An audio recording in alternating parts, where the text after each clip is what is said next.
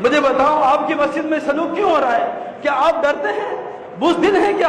میں کسی سے نہیں ڈرتا، میں آپ کو بتا رہا ہوں، یا تو مجھے گولی مار دو یا پھر میں یہاں آخری جمعہ پڑھاؤں گا اور مجھے لکھ کر دیں گے کہ ہم نے آپ کو اس وجہ سے فارغ کیا ہے، اس وجہ سے فارغ۔ ایک دو گزارشات آپ حضرات کے سامنے رکھنا چاہتا ہوں۔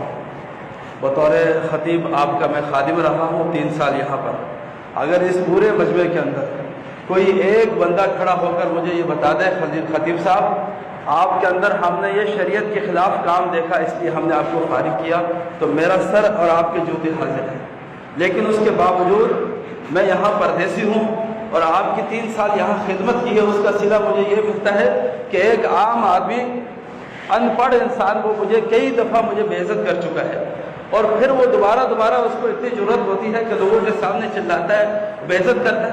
تم اتنا کیا کہ مجھے یہاں سے فارغ کیا، میں نے کہا ٹھیک ہے میں جا رہا ہوں، لیکن میرے پاس نہ گھر ہے نہ کوئی روزگار ہے، جب تک میں انتظام نہ کر لوں، میرے ساتھ ایک بچہ ہے، ایک میری بیگم ہے، میں کہاں جاؤں گا، نہ میرے پاس گھر ہے۔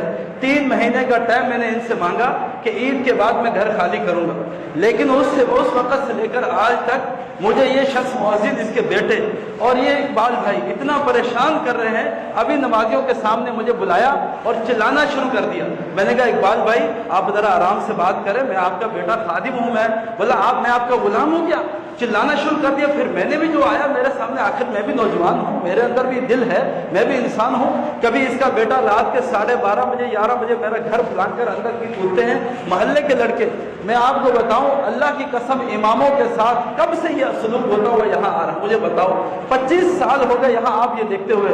میں آپ کے قدموں کے اندر یہ اپنی دستار رکھتا ہوں خدا کے لیے اس ممبر کی عزت کی حفاظت کرنا۔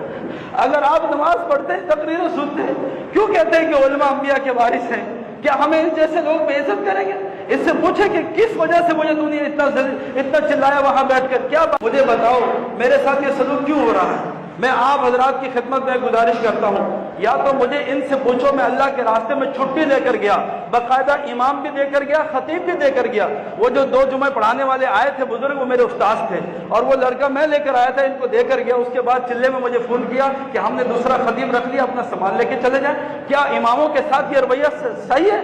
کہ آپ دل پہ آپ کا بیٹا ہوتا میری جگہ پر یا آپ کا بھائی ہوتا، اس کی بتائیں، آپ آرام سے بیٹھیں، اقبال بھائی آپ کو اجازت نہیں ہے، آپ بتائیں اگر آپ کا بیٹا ہوتا یا بھائی ہوتا تو کیا برداشت کرتے آپ اس کو؟ مجھے بتائیں میرے ساتھ ایسا 5 مہینے ہو گیا میرا وظیفہ بند ہے، اللہ کی قسم میرے گھر میں فاقے آئے، فاقے بہنیں اور میری بیگم نے روزے رکھے، اکتوبر سے ان لوگوں نے 2 مہینے کا وظیفہ میرا ابھی تک نہیں دیا ہے۔ مجھے بتاؤ آپ کی مسجد میں سلوک کیوں ہو رہا ہے؟ کیا آپ ڈرتے ہیں؟ بزدل ہیں کیا؟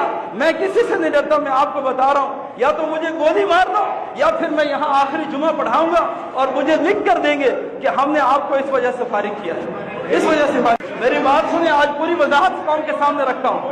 اس مسجد میں ہو کیا رہا ہے میں آپ کو بتاتا ہوں۔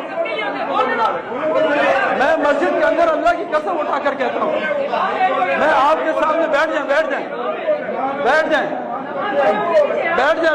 میں یہ میری پگڑی آپ کے قدموں میں، مجھے انصاف چاہیے، میری پگڑی آپ کے قدموں میں، مجھے انصاف چاہیے۔ بیٹھ جائیں۔ پھر کیوں نمازیں پڑھتے ہیں اماموں کے پیچھے؟ یہ ہماری پگڑی ہے، ان کو پاؤں کے نیچے پھینک دو۔ کیا ممبر کی یہ عزت ہے؟ آپ ذرا تھوڑا بیٹھ جائیں۔